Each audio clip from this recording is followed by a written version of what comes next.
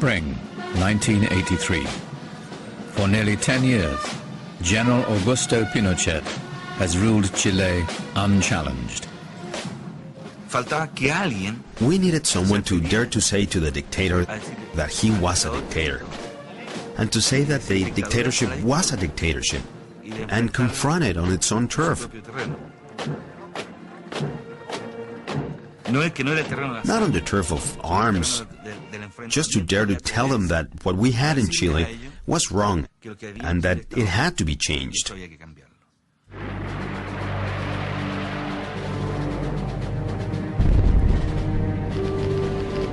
Pinochet came to power in a 1973 coup that left the elected socialist president, Salvador Allende, dead. The generals say that they have saved Chile from chaos, from becoming another Cuba. They promise a quick return to civilian rule, but their actions suggest otherwise. During the first months of the military regime, the number of people detained in prisons reached more than 40,000. At least 3,000 individuals were assassinated, executed, or their bodies disappeared forever. In the next decade, political parties and unions are banned. Most newspapers are closed. Ruthlessly eliminating any challenge to his authority, Pinochet's rule casts fear into every corner of Chilean life.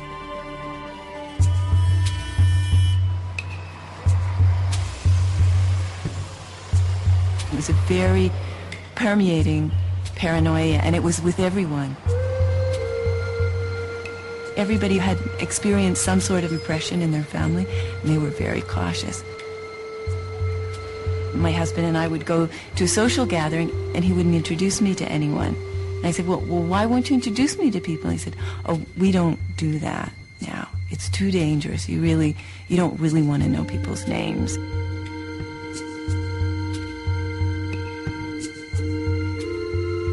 Fear, terror. If you have people afraid, you can control them.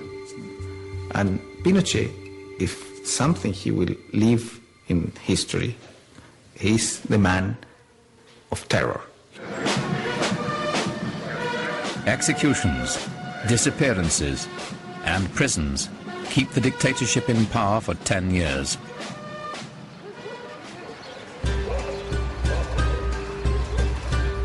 By 1983, a severe economic crisis has pushed unemployment to 30%.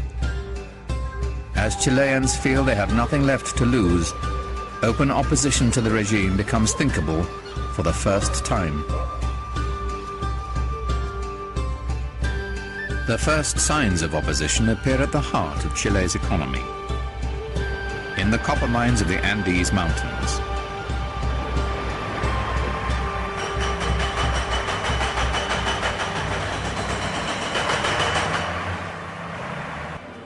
Miners are amongst Chile's best paid workers in the country's largest and most lucrative export industry. Their leader is 29-year-old Rodolfo Seguel, a payroll clerk at Chile's largest copper mine, recently elected president of the National Labor Congress. Seguel wants his members to take the first step, a nationwide strike. 10 years had gone by and nobody had gone out into the street. We had to see what reaction the country would have, and then to see if the country would dare to do this. Our goal was to open people's eyes and to tell them, we can do it. It is possible. We can do this.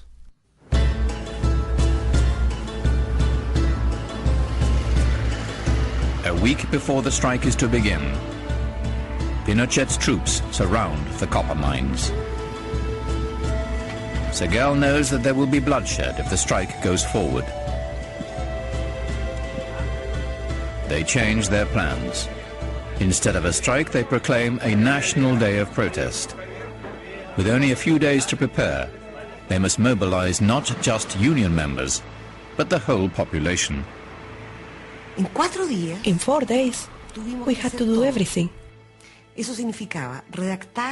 That meant to write the 10 points. The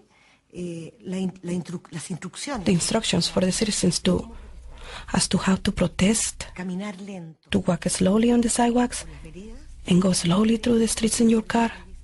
Don't send your kids to school. Don't buy anything.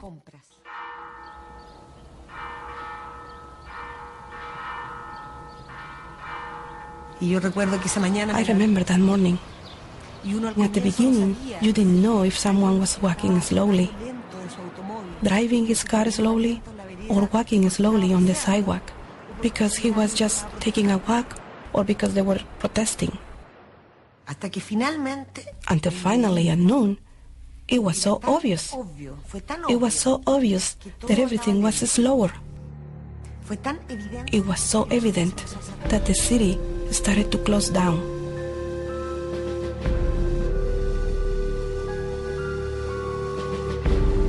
As darkness falls, no one knows whether the final overt act of protest will succeed. At exactly 8 p.m. it begins, tentatively at first.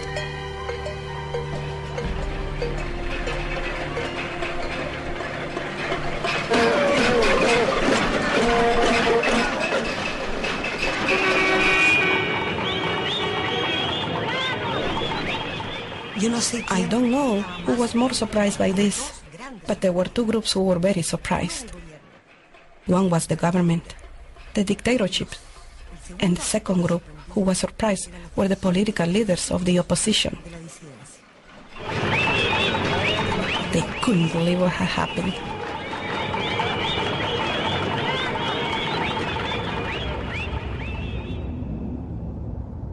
And the next day, there was a sense of sort of, what did you do last night? Did you see it? Oh yes, I was out banging my pots and pans with my neighbors. And so there was a real sense of complicity all of a sudden in a society where each human being had literally become a complete island.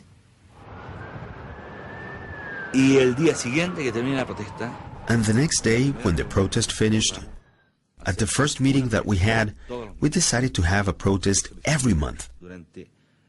And we did that during 9 or 10 months. Every month a protest. And that was chaos for the military regime, because we didn't protest with arms. That gave us more power.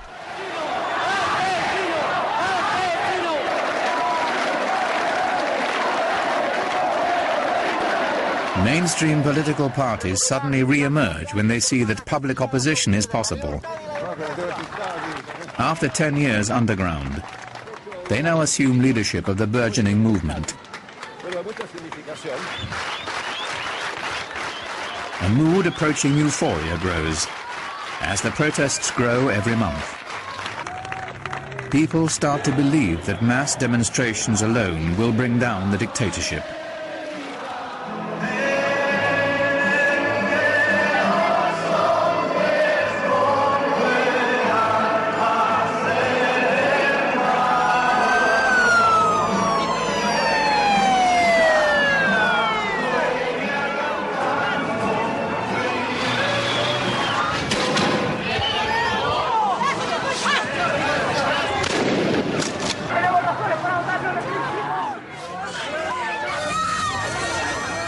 Mainstream opposition protests are strictly non-violent. Brutal police repression of the monthly demonstrations seems intended to intimidate, to stop the movement. But it has no effect. In early August, one day before the fourth protest is scheduled, Pinochet installs a new interior minister, Sergio Harpa. Harpa is instructed to begin a dialogue with the opposition. In a contradictory gesture on the same day, Pinochet deploys thousands of troops in the streets of the capital. An ominous prelude to the next day's demonstrations.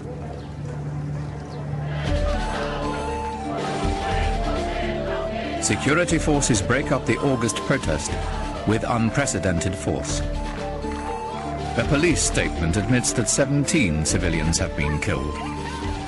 The actual number is much higher. It was very violent, and that's when I realized that we couldn't keep on going down this road. Because the violence was too strong. Pinochet had 16,000 soldiers on the streets of Santiago. More than 80 people were killed, and the population started to rebel. Shocked by the bloodshed, the new Cardinal of Chile's Catholic Church offers to host the dialogue that Pinochet has promised. At the first meeting, Gabriel Valdés told me that he had to give me a document. And I told him that I would not take this document because it is an agreement that you drew up this morning, demanding the resignation of the President of the Republic. That you don't recognize him as being legitimate. And if the President of the Republic is not the legitimate president, I have nothing to do here, because I represent him. So this is where it all ends, right here. Buenos días.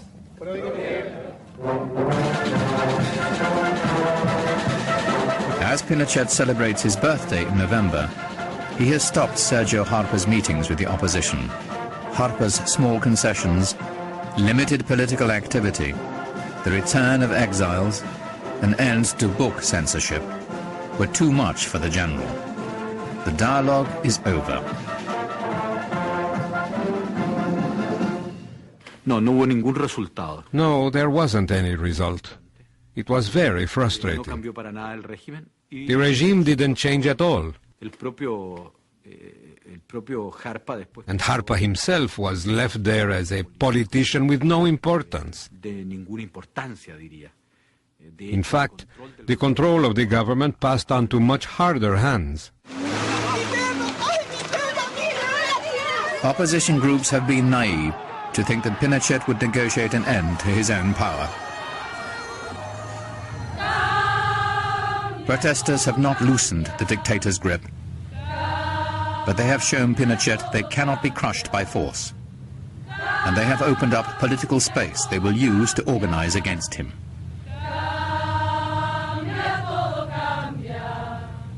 Viva Chile! In late November 1985, 500,000 attend the largest political rally in Chilean history. Gabriel Valdés speaks for 11 opposition parties and the Catholic Church. The National Accord, formed to lead a non-violent transition to democracy.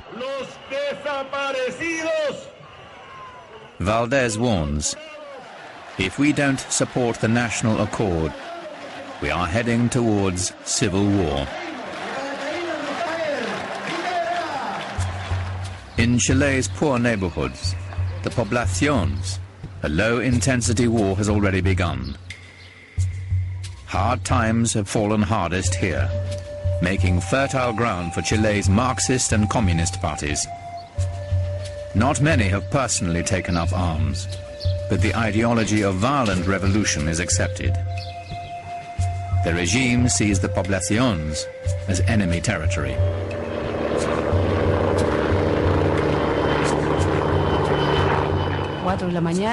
Early in the morning, 4 o'clock in the morning, the helicopter started flying overhead with loudspeakers, saying that all men over the age of 14 had to come out into the streets, and that women had to stay inside their homes. People didn't understand what was happening. Young men in the poblaciones are rounded up, interrogated in stadiums and fields, and hauled off to prison without trial. Hundreds are never seen again.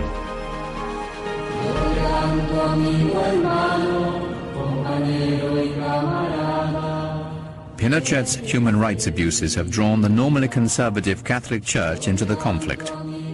Though the clergy takes no political position, the Church protests against the torture, killings, and disappearances, and preaches non-violent methods. If you use violence, then you have to have the force to defend yourself. Whatever you impose through violence, you have to defend through violence. That's why we think that violence is the strength of the weak, because they don't have arguments, they don't have moral authority. So whatever you achieve through violence, you have to defend through violence. Revolutionary leftist groups declare that 1986 will be the decisive year in the struggle to topple the dictatorship. Monthly protests turn violent as the radicals confront police, handing Pinochet the excuse he needs to come down on all opposition. Mainstream factions are harshly criticized for their non-violent methods. In those conditions, when you are repressed by violence, of course there are people that think that the only way to face violence is through violence. But that was, in our understanding, absolutely out of any possibility of succeeding. So that was one thing. And the other one was what happened in India, how Gandhi moved and how they fought. Can we achieve this? Can we face these armed guys in front of us by just walking and facing them pacifically? And that was the idea that at the end was very, very strong in ourselves, in every one of ourselves. In late summer of 1986, the prospect of full-scale civil war becomes real. Chilean intelligence uncovers a cache of arms in the northern desert and traces them to a guerrilla group affiliated with the Chilean Communist Party. Markings show the weapons have come from Cuba. Pinochet says it's proof that his opponents are preparing a revolution. A few weeks later, heavily armed guerrillas attack General Pinochet's motorcade on a remote mountain road. State news media report that 5 presidential guards have died, but do not mention Pinochet.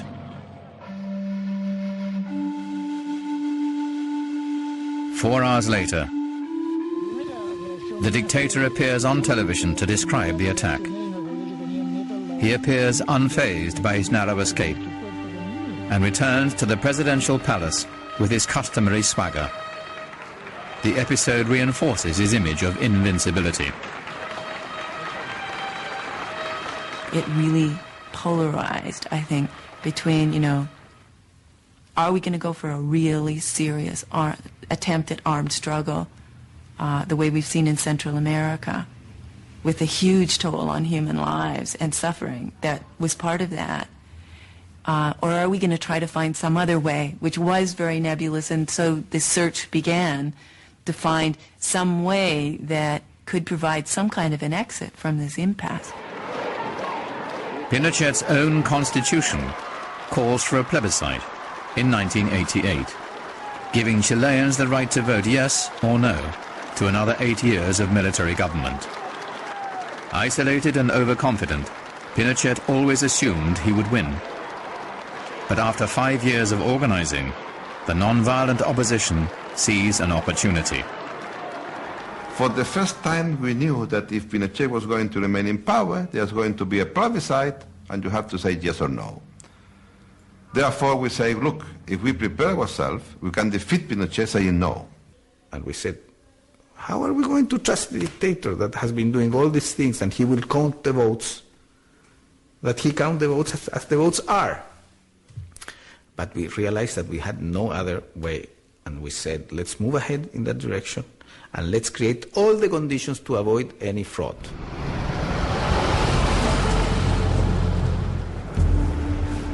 Thousands of volunteers take to the countryside in a door-to-door campaign to convince Chileans that they can vote no without fear of reprisal, and that the results will not be rigged. They are greeted with suspicion and skepticism. To create the appearance of a fair vote, Pinochet and the generals write new election laws. Any opposition party that can collect 35,000 signatures will be allowed to have poll watchers, a critical factor to prevent vote fraud. and be given 15 minutes of television time every night for 4 weeks before the voting. We discovered this, that we can go straight to the street. We defeated the legislation of Pinochet, and we were able to get 35,000 signatures all over the country. And I said, look, if you register, I'm going to be on TV. And the day that I'm going to be on TV, I will say to Mr. Pinochet that he has to go. Primero dijo, usted, General Pinochet. After his party is certified, Lagos gets his chance when he appears on the Chilean equivalent of Meet the Press. Le voy a recordar, General Pinochet. He holds up a newspaper clipping in which Pinochet is quoted saying he will not be a candidate in the plebiscite. Y ahora le promete al país otros 8 años, con tortura, con asesinatos, con violación de derechos humanos. Me parece inadmisible que un chileno tenga tanta ambición de poder de pretender estar 25 años en el poder. His daring performance makes Ricardo Lagos a celebrity overnight. And his performance foreshadows the significance of television in the coming No campaign. Pinochet's vulnerability is human rights. The No campaign plans television spots to emphasize torture, death and prison. But US political consultants advise them that dwelling on the fears of the past would be a turn-off.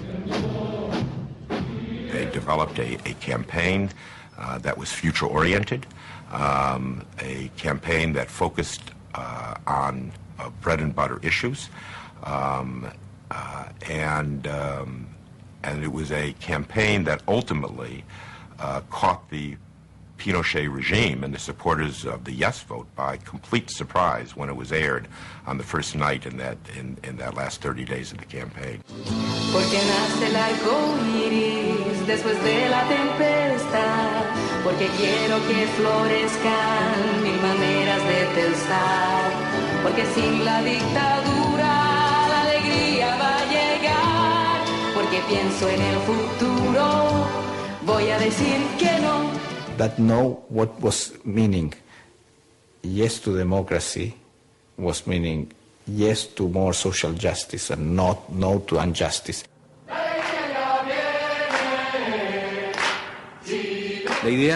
And la alegría ya viene, meaning joy is around the corner. It was an invitation to a country that belonged to everyone. The idea that we were going to defeat the dictatorship, not with a gun, but a pencil. That this road was going to be traveled without hate, without rancor, without vengeance.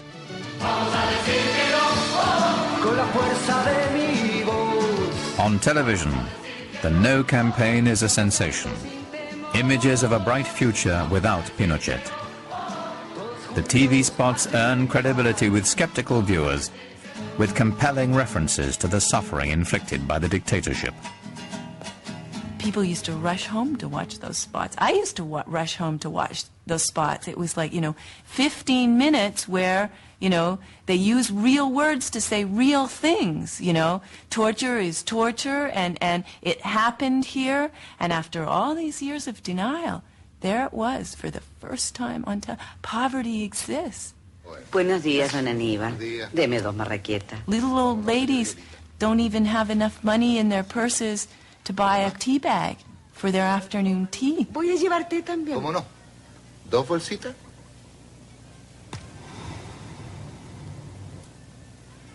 Una nomás. No más miseria. Por...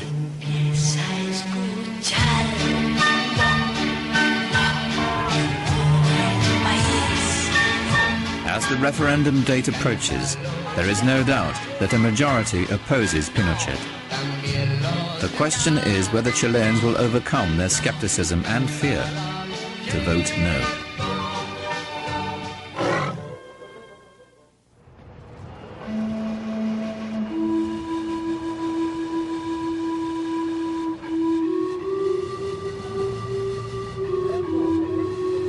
Información de este minuto para el diario de Cooperativa dice que a muy pocas horas de que se inicie el plebiscito en Chile.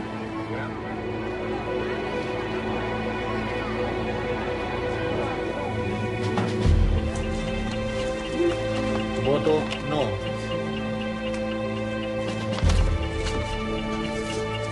No. Voto sí. Sí. No. Opposition poll watchers now perform a parallel vote count based on sampling techniques. By fax and telephone, the numbers are fed to computers in Santiago. By early evening, they project the no has won decisively. A small independent radio station announces the results. Ensconced in the presidential palace, Pinochet says nothing. Suspicions of electoral fraud grow as hours pass with no announcement of the vote tally. At midnight, Pinochet's Navy, Air Force and police commanders enter the palace. General Fernando Matei, Air Force commander, tells reporters, it appears the no has won. A public statement that warns Pinochet to accept the defeat. Within seconds, his remarks are on the radio.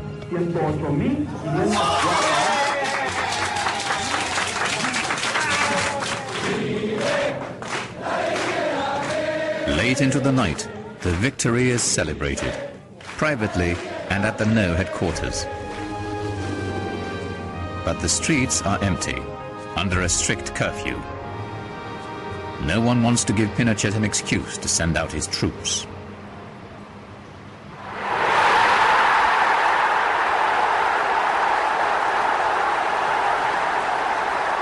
The great strength was that it did really come from ordinary, extraordinary people.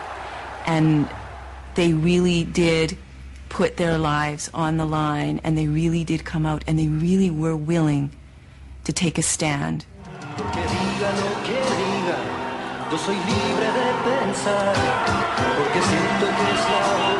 I think that we are, in the world, we really live on power. And what we would like to is to live on authority, personal authority, moral authority. When you act based on power, well, if I have a gun pointed at me, I'm going to say whatever you think and you want. After you take your gun off my head, I'm going to do what I want.